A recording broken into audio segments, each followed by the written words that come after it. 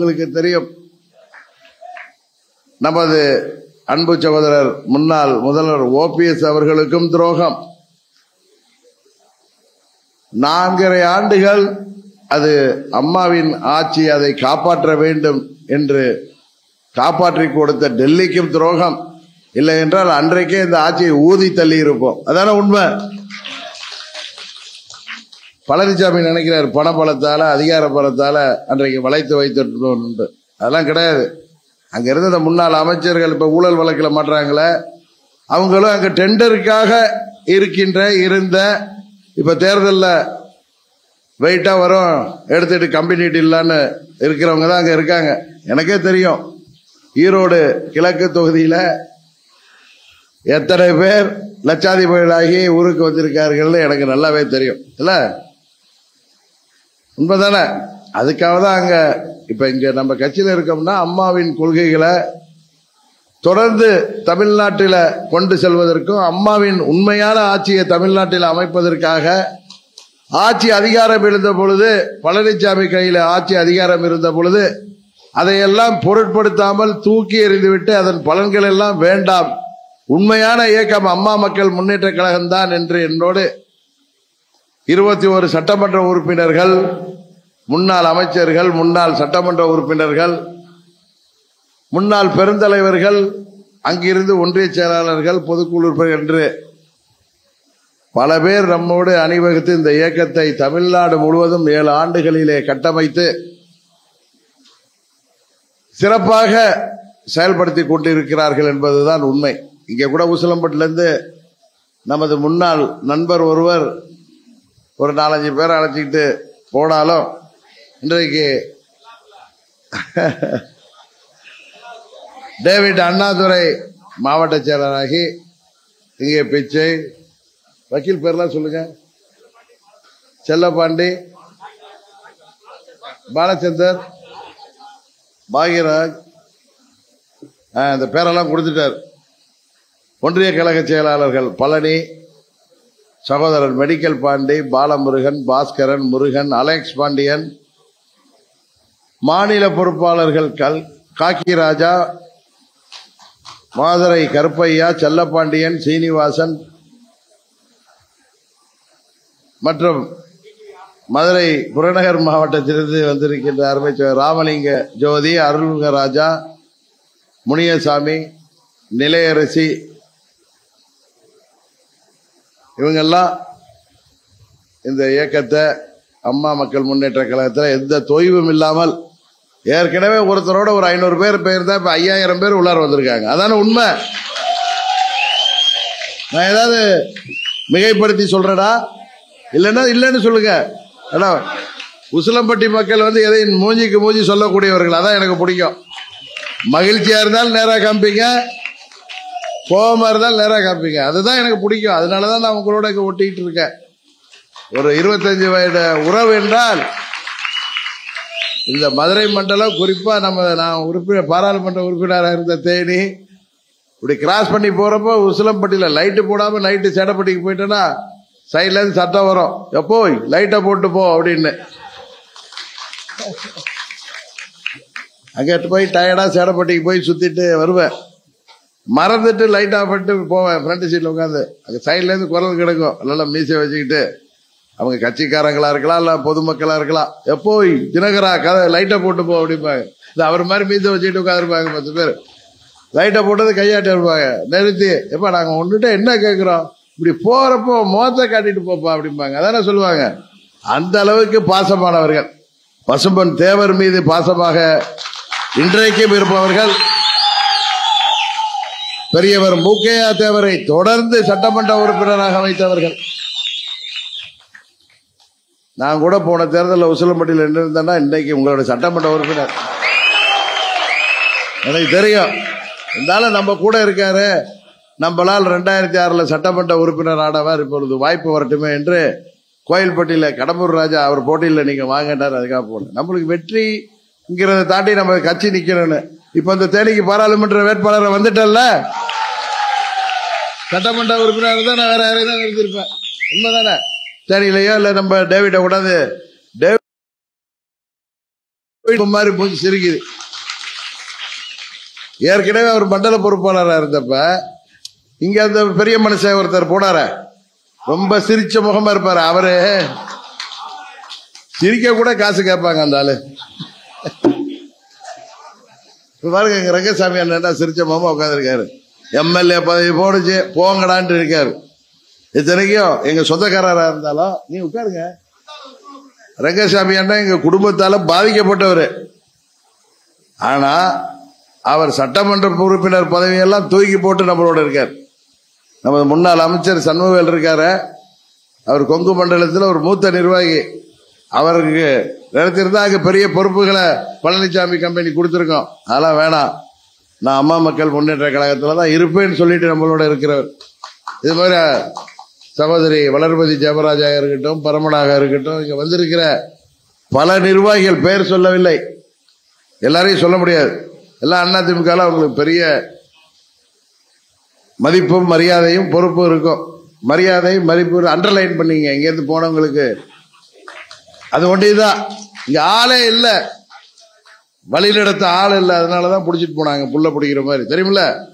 அதெல்லாம் ரொம்ப நாளா பேச்சுவார்த்தை நடந்துச்சு, எனக்கு எல்லாம் தெரியும். அதனாலதான் நான் டேவிட்டை தயார் பண்ணி வச்சிருந்தேன். சரியா இல்லையா? ஒரு ஆள் எந்திரிச்சா இன்னொரு ஆளை உட்கார வைக்கிற மாதிரி அடுத்த ஆள ஒரு மணி நேரத்துல போட்டோம்ல. அன்னைக்கு சாயங்காலம் ராவுகாலம் தாண்டி 6 மணிக்கு மேல போட்டேன். என்ன பிச்சை அன்னைக்கே அடிச்சோம். இது பெருமையா சொல்லல. ஒருவர் பொறுப்புல இருக்காருன்னா அவருக்கு மரியாதை எல்லாம் இருக்கும்.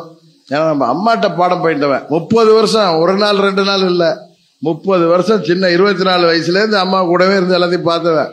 அடுத்த ஆள் ரெடியா மனசுல இருப்பாங்க. அங்க ஏதோ இணையாவோ துணையாவோ இல்ல பேரவையிலையோ இல்ல ஏன் பொதுக்குழு உறுப்பினராவோ ஏதோ ஒரு அணி செயலாளர், 24 அணியில ஒரு செயலாளர் இருப்பாங்க. அவங்க வெயிட்டிங் லிஸ்ட்ல இருப்பாங்க. செயல்படுறவங்களை தெரியுமில்ல. டேவிட் இங்க பதவி ஏற்றது சொன்னாரு, அண்ணா எனக்கு திருப்பரங்குன்றம் திருமங்கலம்லாம் ஏற்கனவே நல்ல பழக்கம், எல்லாம் இன்டாக்டா இருக்கு. உசிலம்பட்டி அவர் பார்க்கட்டுன்னு நான் விட்டுட்டேன். நான் சொன்னேன், உசிலம்பட்டி ரொம்பவே இன்டாக்டா இருக்கும், இன்னும் கவலையப்படாதீங்க, அங்க போய் எல்லாரையும் பாருங்க. 3 நாள் சுத்தினாரு. எனக்கு திருப்தியா பண்ண முடியாது. நீங்க சொன்ன மாதிரியே இருக்குண்ணா. ஒரு 500 பேர் அவரோட போயிருப்பாங்கன்னா ஒரு 5000 பேர் வந்துட்டாங்கன்னா அவங்கள்ட்ட சொல்லிட்டேன். ஜனநாயகம்னா அப்படி ஒரு ஜனநாயகம். எல்லாம் சேர்ந்து மார்க்கெட் பிச்சை நகர செயலர் தேர்ந்தெடுத்தீங்க இல்ல. எல்லா பதவிகளையும் இவர் யாருக்கும் பிரிச்சு கொடுக்கல. டேவிட் அவங்களே உட்கார்ந்து இந்த இவர் ஒன்றிய செயலாளர், நம்ம மெடிக்கல் பாண்டி இருக்காரு அவரு, அது மாதிரி நம்ம ஒன்றிய செயலாளர். இன்னும் கொஞ்சம் நாள் ஆனா எல்லாரும் பேர் வந்துடும். எனக்கு இப்ப பல ஊர்ல சுத்திட்டு கிடக்கல, அதனால பேர்கள் கொஞ்சம் தெரியல. இன்னும் கொஞ்ச நாள் இப்பதான் வந்துட்டேன் அவங்க கூட, இனிமே எல்லாரும் பேரும் தெரியும். எல்லாரும் சேர்ந்து அருமையான ஒன்றிய செயலாளர்கள். உண்மையாவே எனக்கு திருப்தியா இருக்கு. ஏதாவது பேச்சுக்கு சொல்றடா, நானும் உங்க மாதிரி தான், எதுவும் சும்மா வார்த்தைக்கு பேச மாட்டேன் தெரியும். இங்க இருந்தாதான் இங்க வரும் தெரியும் உங்களுக்கு. அதனாலதான் நம்மளுக்கு ஒத்து போகுது. எதற்காக சொல்றேன்னா, சில பேர் சொல்லுவாங்க பெரிய பெரிய ஒரு தூணு நம்மள்ட்ட இருந்து போன தூணு தான் திமுகவுடைய வேட்பாளர். அதாவது இதெல்லாம் சிரிப்பு. நம்ம தேனியை சேர்ந்தவர் தான், எண்டப்புள்ளி புதுப்பட்டியை சேர்ந்தவர் தான் ராஜபாண்டியன். எங்க இருக்காரு, அவருக்கு தெரியும் எல்லாம். ஏன்னா 2004 நம்ம கூட்டணியில ஒன்றிய செயலாளர் இருந்தாரு, அவருக்கு தெரியும் எல்லா. அரசியல் உள்ளவங்களுக்கு தெரியும் எல்லா கட்சியில யாரு யாரு எப்படி யாரு யாரால வந்தா எல்லாம் தெரியும். ஆனா எனக்கு ஒரு பெரிய மகிழ்ச்சி என்னன்னாங்க, நம்மளால பதவி வாங்கினவங்க எல்லாம் 95% ஓடி போயிட்டாங்க இல்ல. நல்லா இருக்கட்டும். ஆனா முத்துச்சாமி அங்க இருக்காரு, அவர் 93ல இருந்து ஒன்றிய செயலாளர் நம்ம கூடவே இருக்காரு, யாருக்கும் அசையல. அது மாதிரி காசிமாய நான் 99ல வந்தப்ப இளைஞரணி செயலாளராக நகரில் போட்டோம். அவர் 4 முறை கவுன்சிலரு, வைஸ் சேர்மன், அப்படி வளர்ந்து ரெடியா இருந்தாரு. ஏற்கனவே போட்டிருப்பேன். இந்த இன்னைக்கு திமுக கேண்டிடேட் தான் அவருக்கு சொந்தக்காரன்னு இவரை போட்டாரு, அவருக்கு சேர்த்து அழைச்சிட்டு போயிட்டாரு. கரெக்டா இல்லையா? யாரு இவரு? நம்பாலு. நம்ம சிரித்த முகம் அழைச்சிட்டு போயிட்டாரு. அப்படியே சிரிப்பா இருப்பாருல்ல, எதையோ பறி கொடுத்த மாதிரி அப்படியே இருப்பாரு. இப்ப அப்படித்தானே இருக்காரு இல்ல? இப்படி இப்பனாலும் சிரிக்கிறாரா இல்லையா? சிரிக்கிறாரோ ஒண்ணு நடக்கல. நல்லா இருக்கட்டும், நல்லா இருக்கட்டும். எல்லாம் வருவாங்க, எல்லாம் வருவாங்க, தேடி வருவாங்க. காலம் கடைஞ்சிட்டு இருக்கு. யார் இவங்களெல்லாம் பாதுகாத்தார்களோ அவங்களுக்கு இப்ப எல்லா உண்மையும் புரிஞ்சுக்கிட்டு இருக்கு. ஏன்னா நான் ஃபர்ஸ்ட் அன்னைக்கு திருச்சியில் இருக்கிறப்பதான் மத்திய அமைச்சர்கள் மாண்புமிகு கிஷன் ரெட்டியும் மாண்புமிகு விபி சிங் அவர்களும் சென்னைக்கு வந்திருந்தாங்க. அன்னைக்கு தமிழக பாரதிய ஜனதா கட்சி தலைவர் அன்னைக்கு நான் திருச்சிக்கு போயிட்டு இருக்கேன். எனக்கு அன்பு நண்பர் அண்ணாமலை பேசி எங்கடா இருக்கீங்கன்னாரு. இந்த மாதிரி திருச்சியில. சரிண்ணா நீங்க ஆர்ப்பாட்டத்துக்கு போங்க, நாங்க அவங்க வந்து போட்டு தரேன். ஏன்னா எனக்கு மாண்புமிகு கிஷன் ரெட்டி எனக்கு 2020 இருந்தே பழக்கம். அதே மாதிரி மாண்புமிகு விகே சிங் அவர்கள் என்னோட 1.5 வருஷமா பேசிட்டு இருக்காங்க. நம்ம வெளியில சொல்ல மாட்டோம்ல யார் பேசுறாங்க, இது ஒன்றும் பெருமைக்கு அடிக்கிற விஷயம் இல்ல. கூட்டணி உறுதியான பிறகு அபிஷியலா சொல்றோம். அன்றைக்கு திருச்சியில நான் பத்திரிகையாளர் சந்திப்பில் ஊடகத்தை சேர்ந்த நண்பர்கள், திருச்சி நம்ம ஊர் வேறையா என்று ரொம்ப க்ளோஸா இருப்பாங்க. என்னென்ன 2017 உங்களை எவ்வளவு பாடாப்படுத்துறாங்க, நாங்கெல்லாம் உங்களுக்காக குரல் கொடுத்தோம் நாங்கன்னு அவரே சொல்றாரு. நீங்க அவங்களோட கூட்டணி போயிட்டீங்களா எப்படி அப்படின்னு கேட்டாரு. உணர்வா கேட்டாரு. என்ன மடக்கணும். நான் சொன்னேன் நீங்க சொல்றதெல்லாம் வாஸ்தவம் தான். அன்னைக்கு நம்மள தப்பா நினைச்சிட்டு இருந்திருப்பாங்க, இன்னைக்கு உண்மையை புரிஞ்சுக்கிட்டாங்க, நம்மளோட நேசக்கரை நீட்டிட்டாங்க. அதான உண்மை. சில பேர் சொல்லுவாங்க முல்லை முள்ளால் எடுக்க சேர்ந்திருக்காரு அப்படிலாம். நம்ம அது மாதிரிலாம் இருக்கிறது இல்லை. நம்ம ஒண்ணு யாரையும் எதிரியா நினைக்கிறது இல்லை. நமக்கு திமுகவை தவிர யாரும் எதிரி கிடையாது. இந்த துரோக கூட்டணி நம்மள இப்ப நான் இவர்கிட்ட கடை வாங்கிட்டு கொடுக்கலன்னு வச்சுங்க, இல்லாட்டி அவர் தெரியாம திருடிட்டு வந்துட்டேன்னு வச்சுங்க, திருப்பி அவர் நல்லா வந்தாலும் நான் பயப்படுவேன். அது மாதிரி நம்மள்ட்ட இருந்து ஆட்டையை போட்டவங்க தான் நம்மளை கண்டு பயப்படுறான். நம்ம யாருக்கும் பயப்படணும். நம்ம சுத்தமா இருக்கோம். இந்த மண்ணில் பிறந்தவனுக்கு வீரம் தானே முதலீடு. எதை பத்தி அழட்டிக்கிறது இல்லை. நான் தானே பல முறை சொல்லுவேன், பிறப்பது ஒரு முறை, வாழ்வது ஒரு முறை. தைரியமா எது வந்தாலும் ஃபேஸ் பண்ணுவோம். ஒன்னு வருதுன்னு அதை எதிர்கொள்வதற்கான தைரியத்தை கொடுன்னு தான் நான் கடவுள்கிட்ட வேண்டுமே தவிர எனக்கு 1000 கோடி கொடு 5000 கோடி கொடு அந்த பதவி கொடுலாம் வேண்டதே கிடையாது. அதெல்லாம் நம்மளுக்கு இங்க எழுதியிருந்தா தானா வரும். நம்ம வணங்குற தெய்வம் தானா கொடுக்கும். என்ன வேண்டும் டெய்லி சாமிகிட்ட போய் அவன் முன்னாடி என்ன தலை குடிய வச்சிடாத.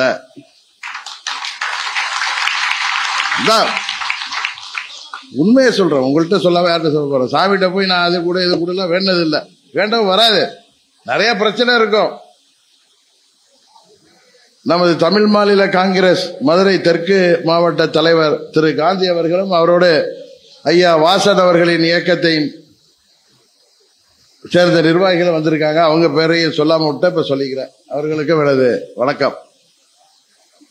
சாமிகிட்ட போய் வேண்டத வேற ஒண்ணும் இல்ல. அதை கூட ஏன்னா நல்லாதான் வச்சிருக்காரு. நம்மள மனசு தானே. 10,000 கோடி இருந்தாலும் பத்தாது. கரெக்டா? இப்ப தேர்தலுக்கு 100 கோடி இருக்குன்னு வச்சுங்க, அவங்க ரொம்ப பணம் மூட்டோட அலையிறாங்களே, அவங்க செலவு பண்ண. அது மாதிரி போதும் என்ற மனசு இருந்தா எதை பத்தியும் பயப்பட வேணாம். சாமிகிட்ட நான் போய் வேண்டத எது வந்தாலும் தாங்குற இதயத்தை கொடு, அவ்வளவுதான். அண்ணா சொன்னார்ல, அண்ணா அதை மாத்தி சொன்னார். அதுதான் அதே மாதிரி வேண்டிட்டு வர ஆளு. உங்களுக்கு தெரியும் 15 வருஷம் கழிச்சு வர்றேங்க. அன்னைக்கு போற கங்குவார்பட்டி டி கல்லுப்பட்டிக்கு அங்க உள்ளார கோயில் நிக்கிறப்ப பிஜேபி உங்க பணியனை போட்டு ஒரு பெரியவர் நீதான்பா ஜெயிப்ப நீதான்பா ஜெயிப்பேன்னு பேசிட்டு இருக்காரு பாருங்க. எனக்கு உங்க மாவட்ட தலைவர் பாண்டியன் பேர் தெரியாது. நான் சொல்லிட்டேன் அவருக்கு தான் ஓட்டு போடணும். இல்லாட்டி நாங்க யார்கிட்ட சொன்னீங்க? எங்க மாவட்ட தலைவர் பாண்டியன் சொல்லியிருக்கேன். அவர் கேண்டிடேட்னா தான் நாங்க வேலை பார்ப்போம், இல்லாட்டி வேலை பார்க்க மாட்டோம்னு சொன்னேங்கிறாரு. பார்த்த சட்டையில மோடி படமும் நம்ம அண்ணாமலை படமும் இருக்கு. பெரிய ஒரு பிஜேபியா இருக்காரு இவர். அவங்க அப்புறம் கேட்டேன் பக்கத்துல, ஆமாங்க பாஜகவோட மாநில தலைவர் நம்ம போடி பாண்டியன்ங்க. அந்த பெரியவர் சொல்றாரு, அந்த வீடியோல இருக்கும், அது பார்த்திருப்பீங்க. ஒருத்தருக்கு வரல. பிஜேபி எப்படி இருக்குன்னா அப்புறம் நம்ம கட்சி எப்படி இருக்கும், மக்கள் எப்படி இருப்பாங்க? ஏன்னா கூட்டணி கட்சி. உள்ளார போனா ஜீக்கல் போட்டியிலேருந்து அன்னைக்கு போடி உள்ளார போற எல்லா சமுதாய மக்களும் வெளியில நின்று ஒவ்வொரு ஊரா வரவேற்றாங்க. நேற்று போன எங்க ஆரம்பிச்சு பெரிய குளத்துல ஆரம்பிச்சு தேவதானப்பட்டியில போய் 10 மணி ஆயிட்டு நம்ம மாவட்ட காசி மாயம் வண்டிக்குள்ளார எனக்கு பின்னாடி ஒளிஞ்சுக்கிட்டே உட்கார்ந்தாரு. என்ன பண்ண அண்ணா தேவதானப்பட்டியில நிறைய கூட்டம் கூடி இருக்கானுங்க, லேட் ஆயிட்டு என்ன பிச்சு எடுத்துட போறானுங்க. என்ன அங்க மஞ்சளாறுல இதெல்லாம் வந்திருக்காங்க. காமக்காப்பட்டியில நீ ஒன்னும் கவலைப்படாத, ஏன் வயிற்று வலி, நான் தான் வேட்பாளர், நான் பாத்துக்கிறேன், பின்னாடியே உட்காந்து. நல்ல வேலை அங்க போன ராஜபாண்டியர் இருந்தார், வேல் கொடுத்தாரு. இவர்கிட்டையும் நம்ம நகர செயலாளர்கிட்டையும் சொல்லி, இவர் அங்க எண்டப்புள்ளியில இருந்தாரு. எண்டப்புள்ளியில கூட கொஞ்சம் அமைதியா இருந்தாங்க. தேவதாரப்பட்டியில வேணும்னா தட்டுறா, பேசிட்டு போ. ஒரு அம்மா பாவம் கை குழந்தையோட உங்களுக்காக நாங்க வெயிட் பண்ணிட்டு இருக்கோம், குழந்தை கூட சாப்பிடலன்னு எனக்கு. நான் இல்லம்மா வர எங்கேயும் நிக்கவே இல்லை வண்டி, நாங்க பால வந்துட்டு இருக்கோம். குள்ளப்புறத்துல எல்லாம் கூட விட்டுட்டாங்க. இடையில ஒரு 5000 எக்ஸ்ட்ரா பாயிண்ட், அதை யாராலையும் ஒண்ணும் பண்ண முடியாதுல்ல, அங்கெல்லாம் நிறுத்தி பேசிட்டு வந்தோம். எதுக்கு சொல்றேன்னா, அந்த அளவு இந்த மக்கள் என் மீது பாசத்தோடு அன்போடு இருக்காங்க. இது எத்தனை கோடி கொடுத்தாலும் வாங்க முடியுமா? நீங்க 1000 கோடி ரூபாய் கொடுத்தாலும் ஒண்ணும் பண்ண முடியாது. நம்ம 10 வருஷம் எந்த எதிர்பார்ப்பும் இன்றி அம்மா நம்மள இங்க வேட்பாளர் அடிச்சு இவங்க எல்லாம் சேர்ந்து ஜெயிக்க வச்சுட்டாங்களே, அம்மாவுக்கு கெட்ட பேர் வந்துடக்கூடாது. நான் ஒழுங்கா வேலை பார்த்தேன், உங்களுக்கு தெரியும். அப்ப இப்படி போறப்ப என்கிட்ட எல்லாம் சொல்லுவாங்க, ஏப்பா இந்த உசிலம்பட்டி தொகுதியும் சேர்த்து தேனி மாவட்டத்தில் வச்சுக்கேன்னு கேட்பாங்க. இங்க நம்ம ஆளுங்க விளையாட்டா. அப்ப இங்கேயும் நிறைய பண்ணிருக்கோம், நம்ம ராஜ்யசபா எம்பிலாம் இங்கேயும் எல்லாம் செஞ்சு கொடுத்துருக்கோம். அதுக்கு சொல்ல அம்மா நம்ம கூட இருந்தாங்க. முதலமைச்சர்கிட்ட சொல்லி நம்மளுக்கு இங்க என்ன கேட்டாலும் செஞ்சு கொடுத்தோம். இங்க மாத்திரம் இல்ல, கொடைக்கானல்ல நான் ஓட்டு கேட்க போனப்ப அங்க அந்த ஊரை சேர்ந்தவங்களாம் வந்துட்டாங்க. எங்க ஊர்ல சுதந்திரம் வாங்கினதுக்கு அப்புறம் முத வேட்பாளர் இப்பதாங்க வந்திருக்கீங்க அப்படின்னு அங்கேருந்து வெளியூர்ல வாத்தியார் வேலை எல்லாம் எங்க ஊருக்கு சாலை வேலை. 2001 அங்க நம்ம அண்ணன் ஓபிஎஸ் எம்எல்ஏ ஆகி மந்திரி ஆயிட்டாரு. எங்க சாலை கேட்டாலும் போட்டு கொடுத்துட்டாரு, புதுவுல கேட்டாலும் போட்டு கொடுத்துருவாரு. அந்த அளவுக்கு அவர் தொகுதி வேற. கொடைக்கானல்ல போய் கேளுங்க, இன்னைக்கு எங்க 2 பேரும் அங்க பட்டி தொட்டி எல்லாம் எங்க 2 பேரையும் தான் சொல்லுவாங்க. அது மாதிரி நம்ம சேடப்பட்டியா இருக்கட்டும், கூட்டு குடிநீர் திட்டம், நம்ம செஞ்சது நம்ம சொல்ல தேவையில்லை, ஏன்னா எல்லாருக்கும் தெரியும். இது நம்ம செஞ்சதோங்கிறத விட அம்மா அவர்கள்ட்ட சொல்லி நம்ம செஞ்சோம். நான் தான் சொன்னேன், இப்ப அம்மா அவர்கள் நம்மோட இல்ல, ஆனா அம்மாவின் இடத்துல பாரத பிரதமர் மோடி அவர்கள் நம்மோடு இருக்கிறாரு. அவர் தான் தொடர்ந்து 3வது முறையா பிரைம் மினிஸ்டரா வர போறாரு. தேனி தொகுதியில் அந்த கூட்டணியில நான் குக்கர் சின்னத்தில் போட்டிடுறேன், என்னை ஜெயிக்க வைங்க. நமது தொகுதியின் தேவையான அனைத்து திட்டங்களையும் நான் மோடி ஐயாட்ட சொல்லி வாங்கி தரேன். தனிப்பட்ட உதவிகளை நான் உங்க வீட்டு பிள்ளை, நான் உங்க வீட்டு பையனா பாத்துக்கிறேன், அது வேற. அது அரசாங்கம் செய்யற உதவி இல்லை. அது சொந்தக்காரனா அண்ணன் தம்பியா நம்ம உதவி கேட்கிறப்ப நம்ம செய்யறது அது வேற. ஆனா அந்த மக்கள் ஒரு ஊர் 2 ஊர் இல்லைங்க, எல்லா சமுதாயம் இருக்கிற ஊர்களுக்கு போறோம். 14 வருஷம் கழிச்சு வர்றேன். நான் சொல்றேன், 14 வருஷம் ராமர் வனவாசம் போன மாதிரி போயிட்டேன். சில துரோகிகளோட சதியால இப்ப அவ்வளவு அன்பு செலுத்துறாங்க. இதுக்கு எத்தனை 1000 கோடி கொடுத்தாலும் இது ஒரு பாக்கியம். கரெக்டா இல்லையா? அதான் அவங்கள்ட்ட எல்லாம் சொன்னேன், நான் வர முடியாதப்ப கொஞ்சம் நான் ஒரு 10 நாள் மற்ற கூட்டணி கட்சிகள் நம்ம திருச்சியில நம்ம வேட்பாளருக்கெல்லாம் ஓட்டு கேட்க போனோம். எனக்கு பதிலாக என் மனைவி வந்திருக்காரு. அவர் எல்லா ஒரு இங்கேயும் வருவாங்க, எங்க வீட்டுக்காரம்மா உங்க உசிலம்பட்டியும் வருவேன். நான் இல்லாத நேரத்தில் என்னால போக முடியாத ஊர்களுக்கு அவங்க அவசியம் போவாங்க. நீங்க எல்லாம் சேர்ந்து என்னை வெற்றி பெற செய்வீங்கன்னு தெரியும். வாக்கு வித்தியாசத்தை அதிகப்படுத்தி கொடுக்கணும். நீங்க தமிழ்நாட்டில் ஒரு மாபெரும் வெற்றியை எப்படி ஆர்கே நகர்ல அம்மா தொகுதியில் அடிச்சாங்கல்ல, திமுக டெபாசிட் போனுச்சு. இந்த பழனிசாமி கம்பெனி எல்லாம் ஓட்டுக்கு 10,000 கொடுத்தோம், பொண்ணு வேலைக்கு ஆகல. இத்தனைக்கும் அங்க உள்ளவங்க ரொம்ப ஏழை எளிய மக்கள், அன்றாட காட்சிகள், தினக்கூலிகள் தெரியும் உங்களுக்கு, மீனவர்கள் டெய்லி கடலுக்கு போனாதான் பொழப்பு. 10,000 ரூபாய் கொடுத்தாலும் அவங்க ஏமாறலங்க, அதெல்லாம் போடான்ட்டாங்க. அதான உண்மை. என்ன மாபெரும் வெற்றி பெற செய்தார்கள். அதுபோல அதே குக்கர் சின்னம் அங்க கிடைச்சதுதான் எனக்கு குக்கர் சின்னம். அதோட நம்ம தொகுதிக்கே வந்துட்டேன். நான் 10 வருஷம் பணியாற்றிய தொகுதி இது, அம்மாவின் தொகுதி. இந்த உசிலம்பட்டி எனது சொந்த தொகுதி. நாளைய மறுநாள் இதுக்கு போறேன், சோழவந்தானுக்கு. அந்த தொகுதிக்கு நான் அரசியல் ரீதியா போயிருக்கேன், இப்ப கேண்டிடேட்டா போறேன். இந்த எக்கோ அங்கேயும் இருக்குன்னு எனக்கு தெரியும். ஏன்னா மோடி அவர்கள் 2002 இருந்து 14 வரைக்கும் குஜராத்தில் சீஃப் மினிஸ்டரா இருந்து அவர் செஞ்ச நல்ல காரியங்கள் தானே இந்தியா முழுவதும் எழுதிச்சு. அதுக்காக மோடியோட சொல்ல. பட் பெரியகுளம் பாராளுமன்ற தொகுதி உறுப்பினராக நான் செய்த அந்த பணி தமிழ்நாடு முழுவதும் எல்லாருக்கும் தெரியும், சரியா இல்லையா?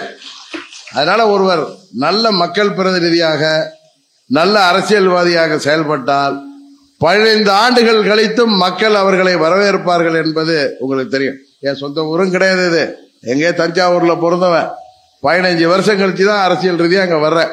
என்ன சொந்த அண்ணன் தம்பியா நினைச்சதுனால தானே அவங்க இன்னைக்கு என்ன இங்க அப்படி ஏத்துக்கிட்டு இருக்கீங்க. நமக்கு ஜாதி உண்டா, மதம் உண்டா? எதுவும் கிடையாது.